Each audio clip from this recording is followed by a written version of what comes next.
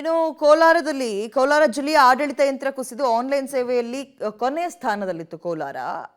ಈ ಒಂದು ದಲ್ಲಾಳಿಗಳ ಕೈಗೆ ಸಿಲುಕಿ ಜಿಲ್ಲೆಯ ಜನ ಹೈರಾಣಾಗಿ ಹೋಗ್ಬಿಟ್ಟಿದ್ರು. ಸರ್ಕಾರಿ ಕಚೇರಿ ಸುತ್ತ ಅಲಿಯುವಂತಹ ಪರಿಸ್ಥಿತಿ ಇತ್ತು.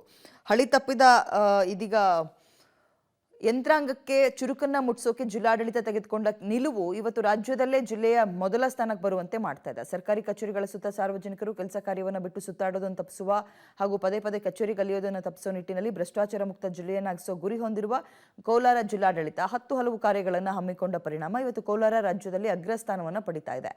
ಕಳೆದ 6 ತಿಂಗಳ ಹಿಂದೆ ಆನ್ಲೈನ್ ಸೇವೆಯಲ್ಲಿ 25ನೇ ಸ್ಥಾನವನ್ನು ಪಡೆದಿದ್ದ ಕೋಲಾರ ಜಿಲ್ಲೆ ಈಗ ಜಿಲ್ಲಾಡಳಿತದ ಮಹತ್ತರ ನಿರ್ಧಾರಗಳಿಂದ ಮೊದಲ ಸ್ಥಾನಕ್ಕೆ ಬಂದಿದೆ. ಕೋಲಾರ ಜಿಲ್ಲೆ ಇತ್ತೀಚಿನ ದಿನಗಳಲ್ಲಿ ಏನು ಆನ್ಲೈನ್ ಸರ್ವೀಸಸನ್ನು ನೀಡ್ತಾ ಇದ್ದೀವಿ, ಈ ಆನ್ಲೈನ್ ಸರ್ವೀಸ್ಗಳಲ್ಲಿ ಮೊದಲನೇ ಸ್ಥಾನವನ್ನು ಪಡೆದುಕೊಳ್ಳುವುದರಲ್ಲಿ ಈಗಾಗಲೇ ನಾವು ಕ್ರಮವನ್ನು ವಹಿಸಿದ್ದೇವೆ.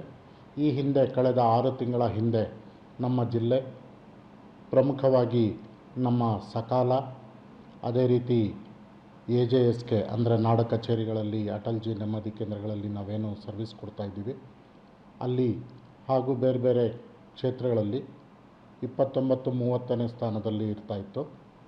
ಇತ್ತೀಚೆಗೆ ನಮ್ಮ ಇಲಾಖೆಯ ಎಲ್ಲ ಅಧಿಕಾರಿಗಳು, ಜಿಲ್ಲೆಯಲ್ಲಿರುವಂಥ ಎಲ್ಲ ಸಿಬ್ಬಂದಿ ವರ್ಗದವರು ಅವಿರತ ಪ್ರಯತ್ನದಿಂದ ಇವತ್ತು ನಾವು ಎಲ್ಲ ಸೇವೆಗಳಲ್ಲಿ ಮುಂಚೂಣಿಯಲ್ಲಿದ್ದೇವೆ.